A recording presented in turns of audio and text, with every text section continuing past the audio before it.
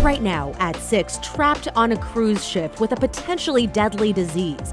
New tonight, the Oregon doctor on board who stepped in to help. I just sort of fell into the role of ship physician as things deteriorated and more people got sick. Plus, they say things like, could you pass for 12? The alarming spike in teen trafficking along 82nd Avenue and why investigators say arrests alone won't solve it. Then, the new safeguards Oregon is putting in place for kids using artificial intelligence. AI isn't human and it doesn't know what we feel. And later, the journey that's taking one runner across nearly every state in America. Every day I don't know what to expect. I don't know who I'm going to meet. That passenger who arrived back in Virginia has been in touch with our local health district, has been receiving guidance from the health district in terms of what symptoms to look for and what those contingencies are. Our top story at 6, new concerns about people who have disembarked from a cruise ship at the center of a hantavirus outbreak. Health officials in 12 countries now, including the U.S., now trying to track down those passengers. Thanks for joining us. I'm David Molko. And I'm Christine Pitawanich. Officials confirmed 2 passengers are being monitored in Georgia, another in Arizona, and the New York Times reports California residents were also on board. Other American passengers reportedly returned to Texas and Virginia. Now, so far, 3 people have died, and there are still people on board, and that includes an Oregon doctor helping treat infected patients. Let's bring in Devin Haskins, who spoke with that doctor. Devin, he's certainly in a unique position as both physician and passenger. What'd you learn? Yeah, I talked with Dr. Stephen Kornfeld. He's an oncologist from Bent. He said his trip was a dream excursion, traveling to remote islands, watching birds. It was going great, he says, until passengers started getting sick, and that's when he stepped in to help. Dr. Kornfeld has been on the ship since April 1st. He says when the first passengers got sick, he didn't think it was an infectious disease, but as more and more passengers became ill, that's when he stepped in to help. And that's when he also learned the ship's onboard doctor had become very ill. He says he treated 2 passengers who were medically evacuated on Wednesday and another passenger who died. The World Health Organization says there have been 5 confirmed cases and 3 suspected infections of the hantavirus. Health officials say a rare strain of the virus has been detected that can spread between humans. Everybody is obviously concerned for their own health, but at the same time, as the days go by, nobody else is getting sick.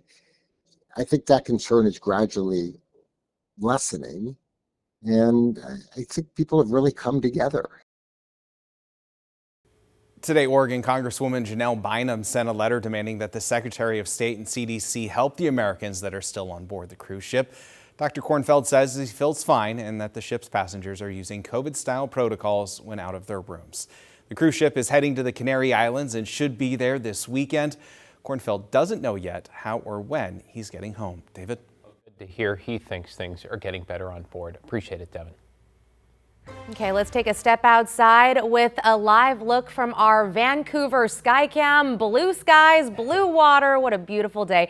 Getting a little nicer, warmer out there, too, as we inch closer to the weekend. And Matt, it sounds like it's going to be another good one tomorrow. It's going to be a great weekend and a great day tomorrow, too, David. Yes, today, though, was really nice because the clouds burned off more quickly. 70 degrees out in the Couve right now. Humidity nice and low. Meanwhile, up in the Cascades, just a stellar view south of Mount Jefferson. The Three Sisters easily visible. Few scattered high clouds. It has cooled off up on the mountain. It's only 52 at 6,000 feet. Humidity is low up there, though. It's just a really, really great day. They've had a lot of sunshine in the Cascades all week while we've been dealing with these low clouds, but not today. They burned off quickly, so we were able to climb up to 71. The average for this date is 68, so we were on the plus side of that. Medford, the hot spot with the 86, and we had 81 in Bend, but most places in the 70s inland, and then 50s and 60s out at the Oregon coast. Now you can watch the low clouds and watch how they burn off this time. They're going from north to south. Here we go again. You see it's all cloudy in the morning, and then they melt away from north to south, as opposed to the last couple days they melted away from west to east. That's a slower process because the air gets bunched up against the Cascades and the Coast Range, so it just takes longer to clear. With the northerly flow, dry air, we clear out more efficiently and more quickly, and that's why we had more sunshine today. Tomorrow, morning clouds and then sun. It'll be cooler. Not quite as much sunshine today, so we'll stay in the 60s. And then mostly sunny on Saturday, but it changed for Mother's Day. We'll dig into that a little deeper in a bit, guys. Okay, Matt, thanks so much. Developing this evening, Portland police are sounding the alarm on a recent spike in human trafficking. They say They have rescued 6 teenage girls, all of them along 82nd Avenue. Let's bring Jake Holter live outside Portland Police headquarters downtown with the details. Jake? Yeah, David and Christine, these 6 teenage girls were all rescued within 3 weeks of each other, a startling uptick from the norm. This has been very, very shocking to us. Portland Police's human trafficking unit noticing an upsetting pattern recently.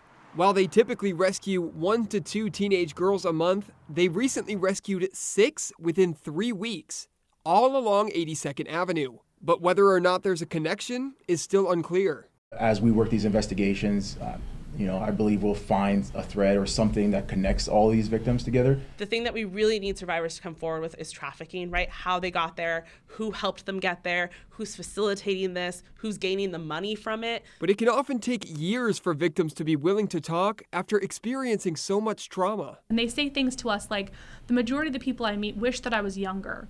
They say things like, could you pass for 12, right? And so just supporting them as a child that shouldn't be treated like a commodity, but like a child, getting them clothing, getting them food. Other avenues are also at work to combat these situations. Just this week, the Portland City Council approved an ordinance that holds business owners accountable for human or drug trafficking near their properties. It updates an existing public nuisance code, now naming a business a chronic nuisance if 3 or more nuisance reports are filed within 90 days. The business would then be required to enhance its security measures and better train staff, or face fines and potential closure. And we think that's going to help greatly, right? It's going to keep hotel owners accountable. It's going to keep businesses accountable to what is going on. Because again, it's going to take everyone to come together to help solve this issue.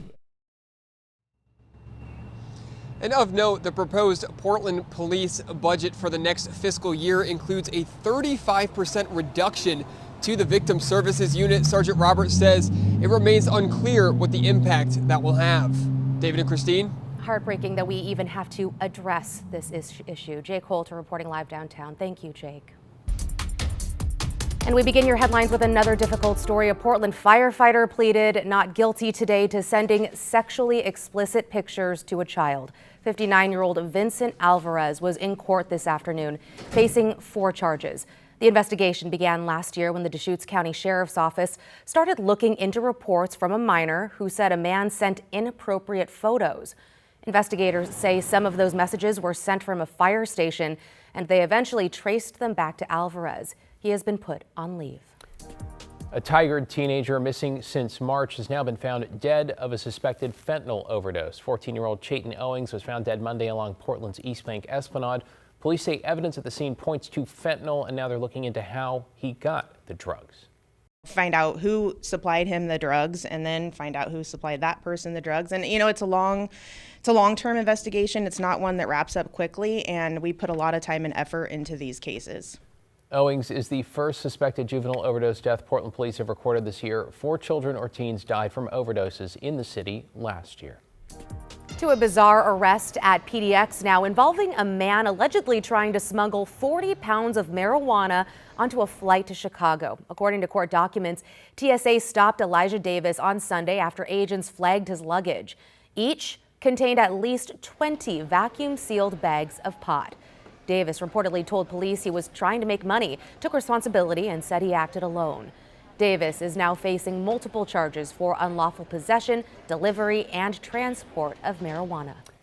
And Oregon's Supreme Court has unanimously upheld a Washington County law that bans sales of flavored and menthol tobacco. The decision gives other Oregon counties a potential roadmap to enact their own bans, or in Multnomah County's case, to unpause a ban.